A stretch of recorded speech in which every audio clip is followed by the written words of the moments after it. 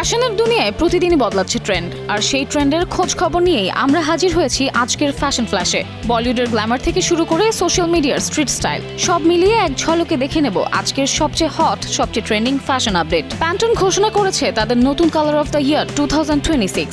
এই রং আগামী বছর বিশ্ব ফ্যাশন, ডিজাইন ও লাইফস্টাইল ট্রেন্ডে বড় প্রভাব ফেলবে বলে মনে করছেন বিশেষজ্ঞরা। এদিকে মালয়েশিয়ার তরুণ ডিজাইনার দানিয়েল হাজেক আজ আন্তর্জাতিক গণমাধ্যমের আলোচনায় তিনি বলেছেন, ফ্যাশন শুধু স্টাইল নয়, বরং সামাজিক দায়িত্ব ও বার্তার প্রতিফলন হওয়া জরুরি।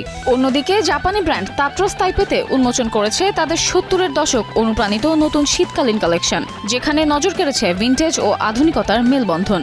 শেষে নিউ ইয়র্ক সিটির মেয়রের ইনোগ্রেশনে ভেলভেট ও ভিন্টেজ পোশাক আজ ফ্যাশন আলোচনায় উঠে এসেছে।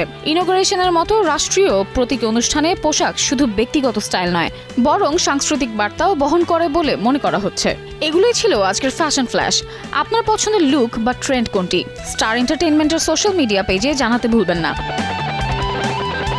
Samiha Majumdar, star news.